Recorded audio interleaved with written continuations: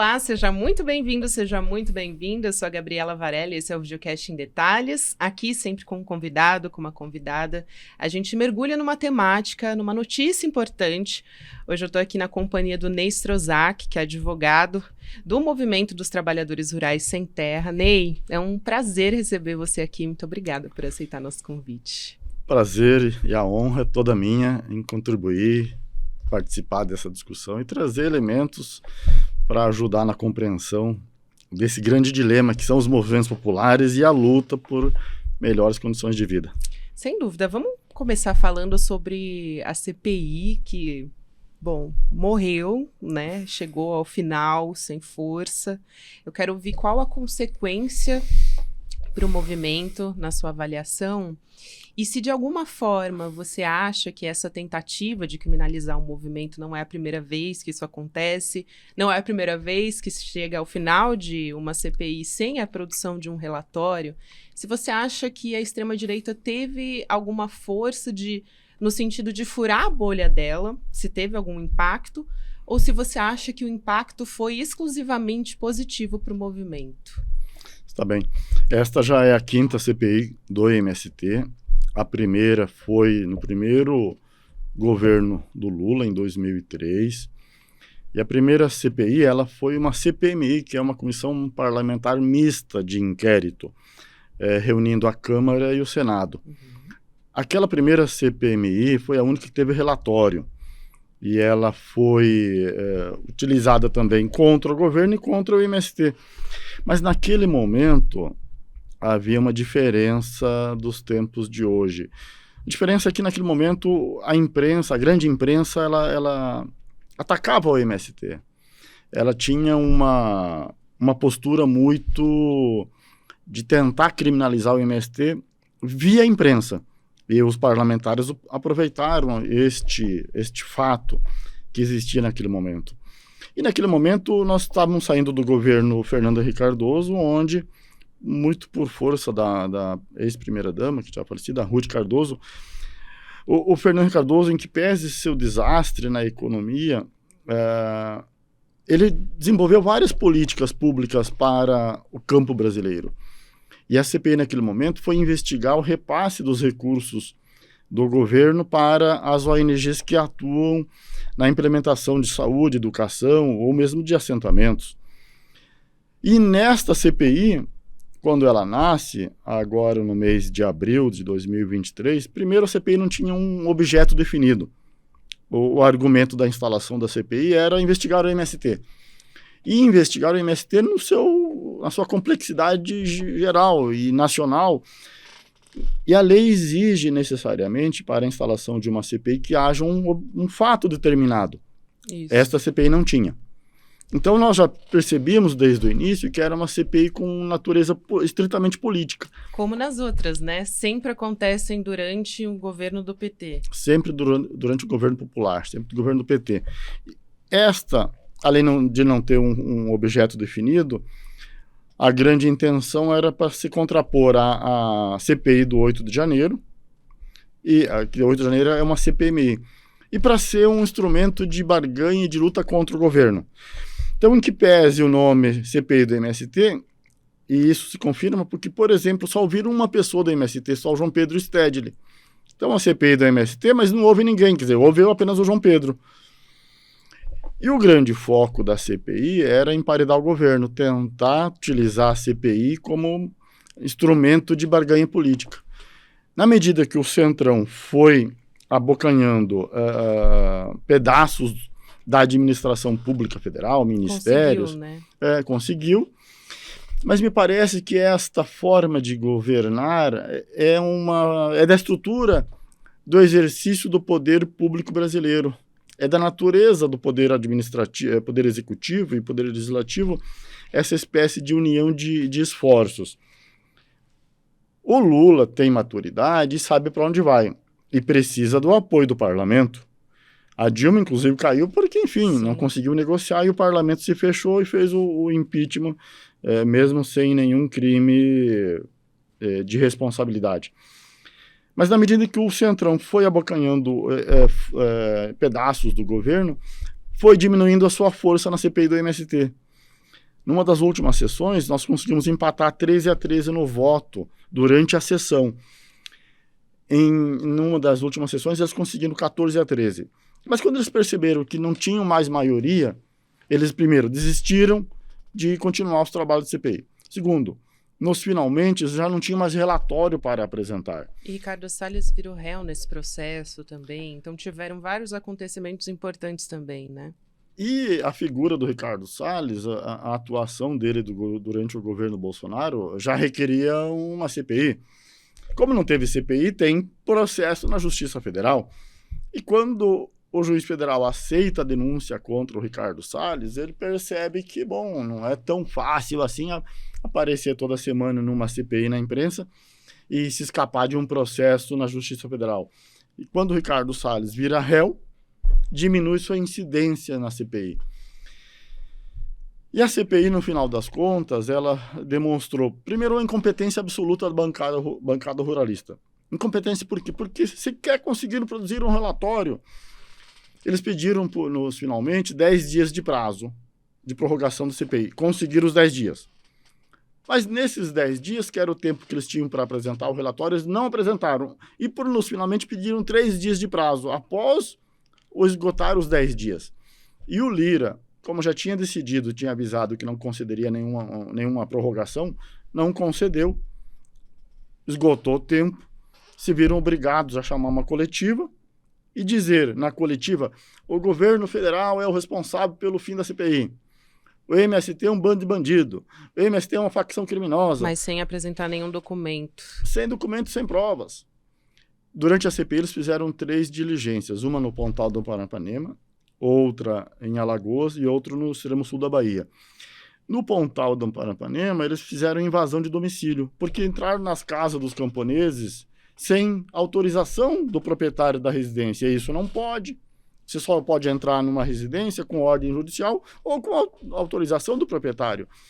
E nesta invasão que esses deputados da extrema-direita fizeram no Pontal, teve uma representação dos deputados da base do governo na Procuradoria-Geral da República, dizendo: olha, os deputados da diligência da CPI no Pontal, no município tal dia, em tal hora, entraram na casa de tal pessoa, entraram sem autorização, fizeram filmagem sem autorização para dizer que aquela casa era uma casa de miserável, que o assentamento não está cumprindo sua função social. Mas veja, deputados que se dizem autoridades vão em um certo lugar, sem autorização do morador, entram na casa do morador para fazer imagens para a sua base eleitoral. E a CPI, na verdade, eles iniciaram com o discurso de que o MST é comunista, de que o MST é facção criminosa e que tem desvio de dinheiro. Ficaram o tempo todo das diversas sessões dizendo a mesma coisa. E concluíram a CPI com essa coletiva dizendo a mesma coisa. Sem elementos, sem dizer, bom, onde está o desvio de dinheiro? Qual é o CNPJ? Nada disso. Até porque não tem. E todo mundo sabia que desde o início a CPI era para emparedar o governo e para tentar chamar a atenção da opinião pública contra o MST. Mas dessa vez, e esse é um detalhe interessante, a imagem do MST mudou muito nesses últimos anos. Com a pandemia, quando o Lula vai no Jornal Nacional e fala que o MST é um dos maiores produtores de arroz orgânico do Brasil, e que, na verdade, é da América do Sul, o maior produtor. Aquela informação arroz orgânico América Latina e de orgânicos, alimentos de forma geral do Brasil, né? Exatamente. E quando o Lula leva aquela informação ao ar no Jornal Nacional, que tem uma grande audiência, então a sociedade começou a se perguntar: poxa, será que é verdade? E foram investigar para saber, enfim, será que o Lula mentiu? E é verdade, o MST é um dos maiores produtores, é o maior produtor de arroz orgânico da América Latina e de produção orgânica em geral do Brasil, porque tem muito assentamento. E durante a pandemia, com a impossibilidade das pessoas saírem de suas casas para trabalhar, buscar o alimento, buscar o que comer, os assentamentos e alguns acampamentos que estavam produzindo, ao perceberem o aumento da miséria e da fome nas grandes cidades e nas pequenas e médias cidades, o MST decidiu começar a construir cozinhas solidárias. E aí, enfim, nas vilas, na periferia das cidades, organizavam em grandes galpões, ou mesmo, enfim, em casas das pessoas, alguma cozinha, e os assentados doavam o feijão, o arroz, a mandioca, a abóbora, e essas cozinhas começaram a funcionar.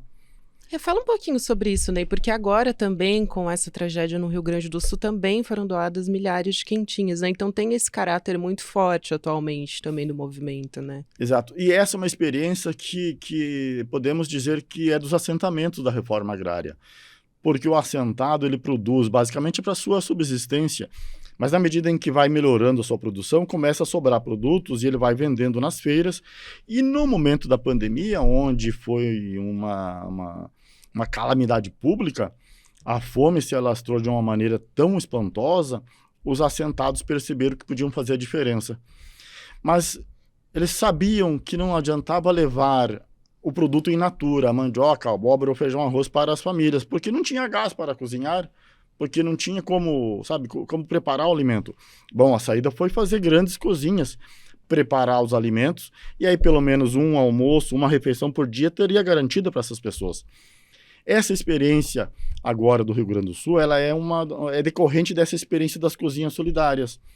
E aqui em São Paulo, ali no bairro Campos Elíseos, onde fica uma experiência de uma grande cozinha comunitária, os implementos da cozinha foram doados pela Magalu, pela Luísa Trajano. Por quê? A sociedade está percebendo que os assentados, por conta da produção de alimentos, e como não tem o único objetivo o lucro imediato, eles percebem que com o alimento produzido podem resolver a fome de uma parcela da população. E aquela cozinha comunitária no Rio Grande do Sul, após aquela tragédia, é decorrente dessa experiência dos assentamentos. Então tivemos cozinha comunitária em Belém do Pará, Recife, Porto Alegre, Curitiba, São Paulo, Rio de Janeiro. Isso para a imprensa. E algumas televisões começaram a fazer pequenas matérias nos municípios ali e levavam ao ar no município. Depois percebemos que tinha matéria das cozinhas comunitárias nas televisões regionais. Depois, em nível nacional. E aí houve uma virada, digamos, da imagem do MST. Porque antes era essa coisa do agronegócio como um modelo hegemônico, né? Exato. Essa coisa da ideologia como classe dominante mesmo. E durante a pandemia o agro não fez nada. Durante a tragédia do Rio Grande do Sul, das enchentes, o agro não fez nada. E a agricultura camponesa fez a diferença.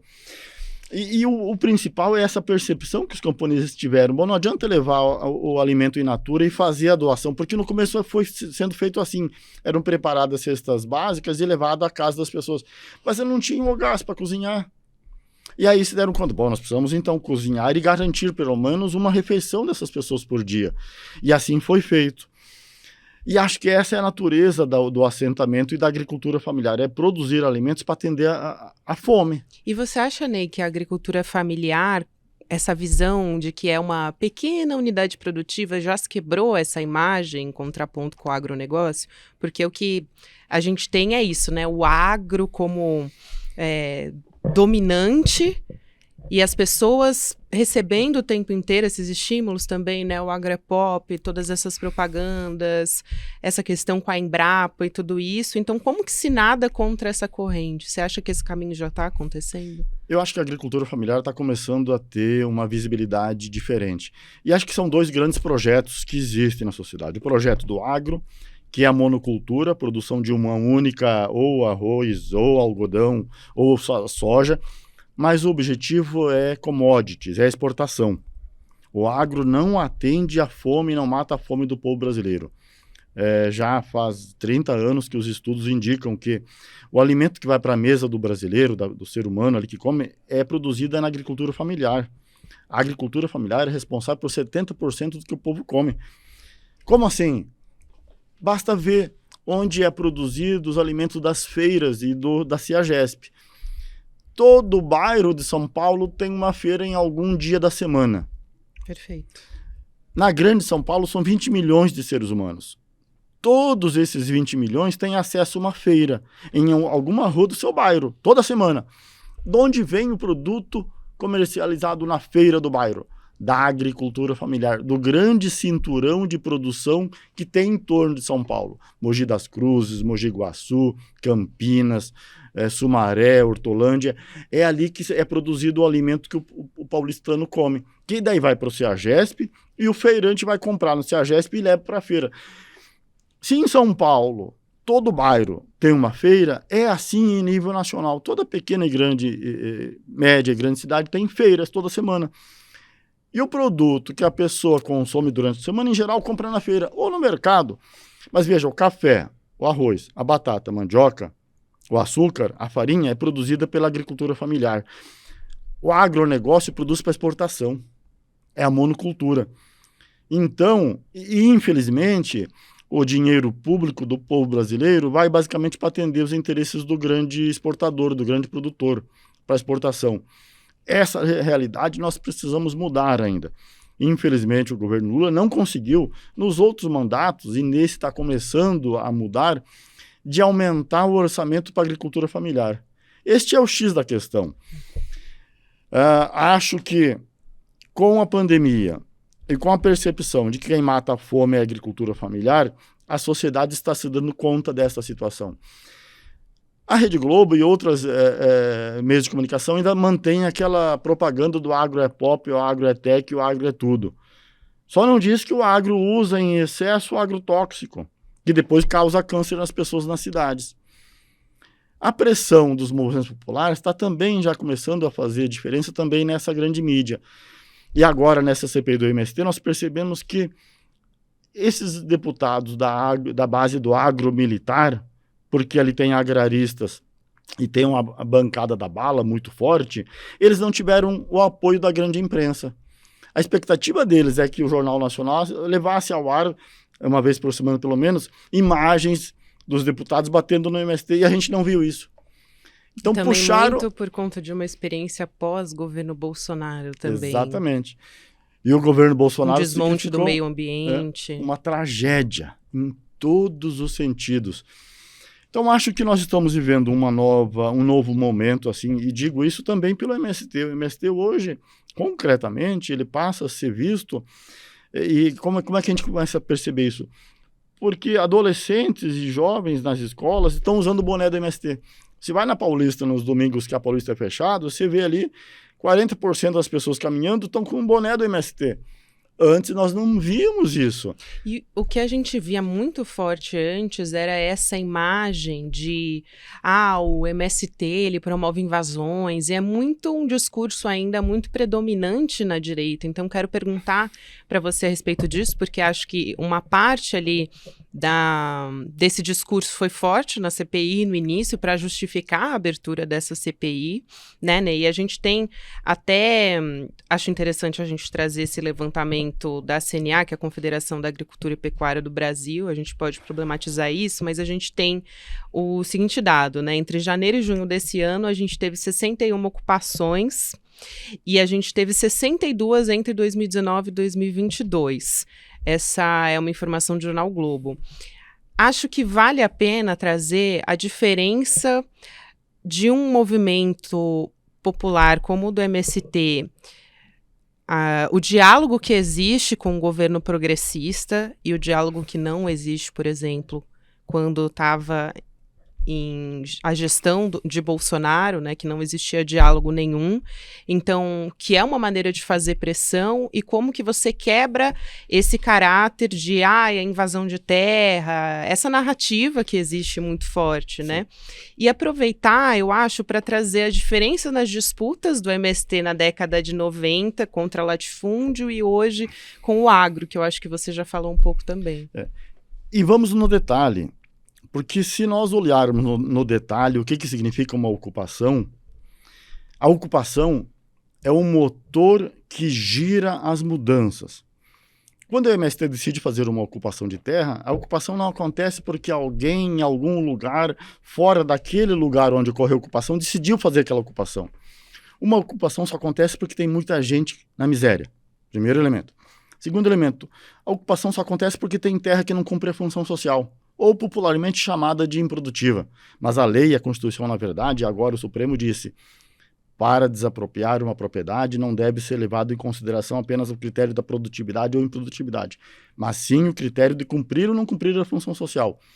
Cumprir a função social, pelo artigo 186 da Constituição, diz respeitar o meio ambiente, ter produtividade, respeitar a legislação trabalhista e que aquela propriedade, o uso daquela propriedade não cause conflito naquela região. Uhum. Se a propriedade cumpre esses 4 requisitos, não pode ser desapropriada. Mas no Brasil, 80% das grandes propriedades não cumprem a função social. Por quê? Porque pode ser produtiva, mas com trabalho escravo. Pode ser produtiva, mas arrebentando o meio ambiente. Ser produtiva e arrebentando o meio ambiente permite a desapropriação pela Constituição Federal.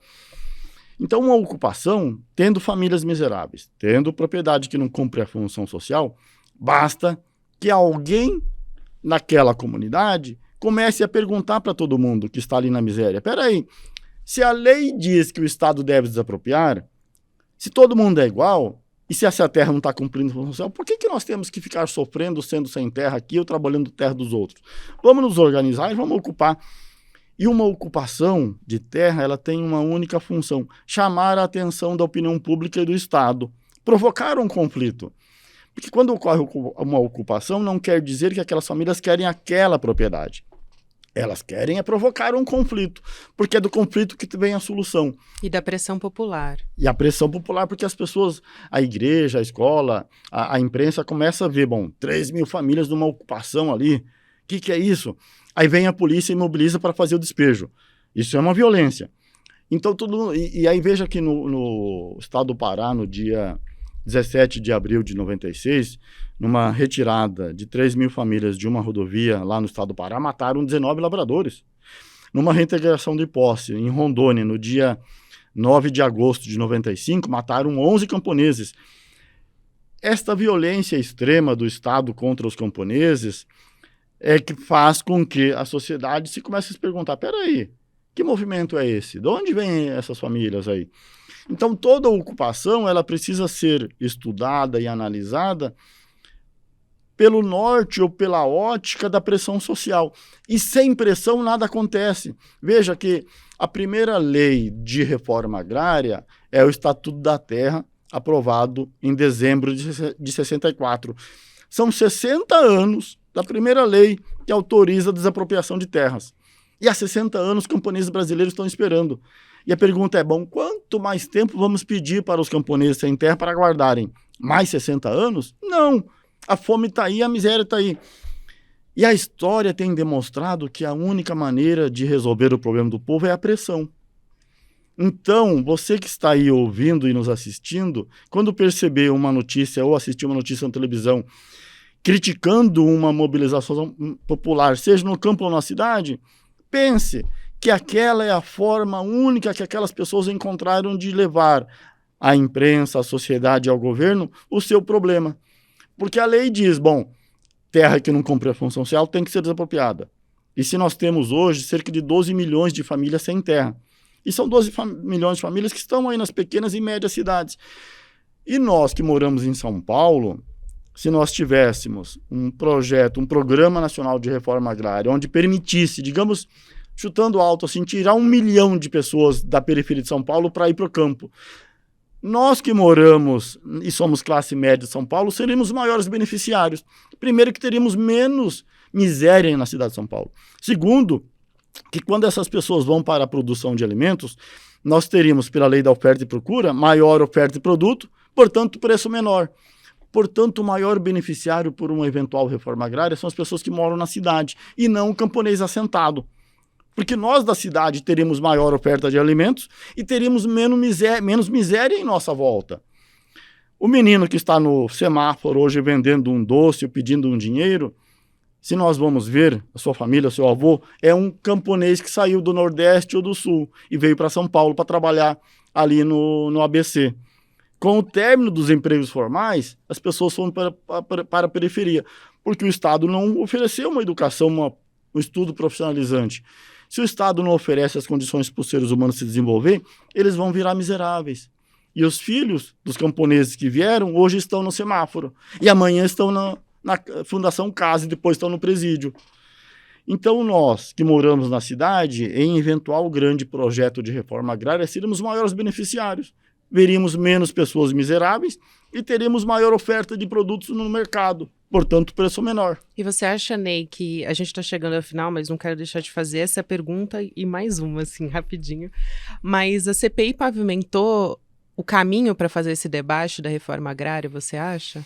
Eu acho que a CPI ajudou o MST. Ajudou porque sem a CPI o João Pedro não teria aquele espaço que ele teve de 4 horas para falar para as pessoas, para falar para a sociedade. E a CPI ajudou. Não fosse a CPI, o ex-reitor da UNB, professor José Geraldo Souza Júnior, também não teria aquele canal e aquela forma de se comunicar com as pessoas. Então, veja, todo ato ele tem uma contradição em si. A CPI teve essa contradição. No final das contas, a CPI foi boa para o MST, viu? E acho que poderia ter uma por ano. Mas desde que chamasse mais gente do MST, porque só chamaram o João Pedro... Porque é uma visibilidade e nós devemos expor para a sociedade a realidade. E ainda falando de ocupação, eu participei de ocupação lá pelos meus 15 anos. Faz parte da sua história também. Exato. Né? E viro advogado para trabalhar com o MST. Então essa história de ocupação conheço de perto e já passei por essa realidade. Ney, para fechar, eu não quero deixar de te perguntar a respeito da violência no campo no Brasil, que tem disparado, continua muito grande. Sim. Então, quero ouvir a sua opinião a respeito disso, quais são as formas principais que a gente encontra hoje, como é que a gente pode combater. Sim, e veja que a violência é estrutural no Brasil, seja no campo ou na cidade. Mas no campo, o governo que terminou, o governo do Bolsonaro, incentivou muito que os fazendeiros se armassem e autorizava o fazendeiro a matar o camponês. Mas graças à forma de organização do MST, ou seja, o fato de o MST na ocupação levar 3 mil famílias, isso impede a violência.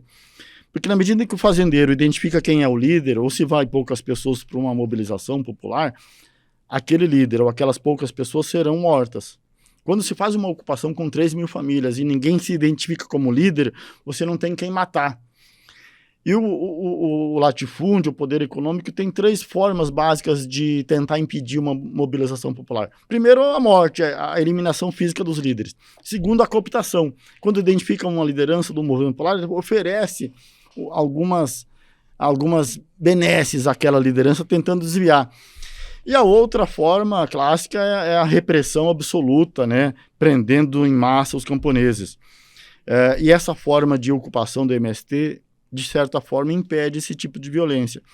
Mas nós precisamos reconhecer, precisamos chamar a atenção, e especialmente do atual governo, que as mesmas condições que geraram o massacre de Carajás estão presentes hoje. As ocupações e a ação da polícia militar nos diversos estados da federação, porque a polícia militar é ligada ao governo do estado e não ao governo federal. Então, a preocupação com a violência é uma preocupação constante. E se nós não tomarmos cuidado, outros massacres podem acontecer. Espero que jamais aconteça, mas a sociedade precisa ser uma das aliadas dos movimentos populares e pressionar o governo federal para fazer desapropriação e pressionar o governo dos estados a não usar a força da polícia militar para resolver o problema social. O problema do povo não é um problema de polícia, é um problema de política pública. Perfeito, Ney. Só para quem está nos acompanhando e não sabe, né, não conhece o Massacre dos Carajás, vai fazer em breve 30 anos, né? E a gente teve 21 trabalhadores rurais que foram assassinados, foi em abril de 1996, e é um símbolo, né, da luta dos trabalhadores rurais. Quero te agradecer muito por ter aceitado o nosso convite. Foi uma verdadeira aula e acho muito importante que a gente traga essa discussão para que as pessoas possam conhecer melhor o trabalho do movimento dos trabalhadores rurais sem terra. Então, fica aqui o convite, sempre espaço aberto para você, o Ney Strozak, que é advogado do movimento. Um grande abraço para o senhor. Muito obrigado, eu que agradeço. Olá, sou Caio Galvão, escritor, palestrante e mentor financeiro especialista em ajudar as pessoas a saírem das dívidas. E eu preparei um treinamento chamado 8 chaves para libertar você de uma vez das dívidas. Dentro desse 8 chaves, a gente tem um módulo secreto especial para a galera que tem aí o famoso consignado. E isso está 100% disponível e 100% online. Aqui no Instituto Conhecimento Liberta, com mais de 200 treinamentos disponíveis para você. É só você se inscrever e eu vejo você lá.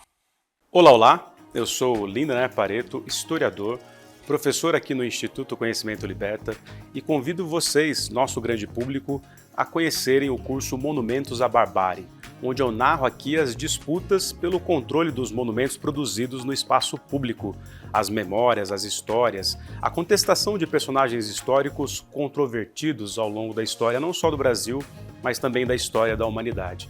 Conheçam o curso Monumentos à Barbárie e mais outros 200 cursos aqui conosco no Instituto Conhecimento Liberta.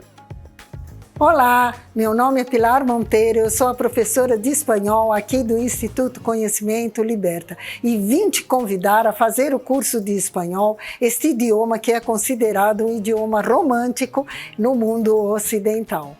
Você sabia que o espanhol é falado em 21 países? Você sabia que é um dos 6 idiomas das Nações Unidas e que é o idioma oficial na União Europeia e na União Africana e que nos Estados Unidos ele cresce a cada dia? Para nós, brasileiros, ele é um idioma muito importante para o nosso desenvolvimento profissional, porque estamos situados geograficamente em torno de vários países de fala espanhola e também pelo crescimento comercial que temos com todos eles. O curso de espanhol e mais 200 cursos do Instituto Conhecimento Liberta esperam por você. Te vejo lá!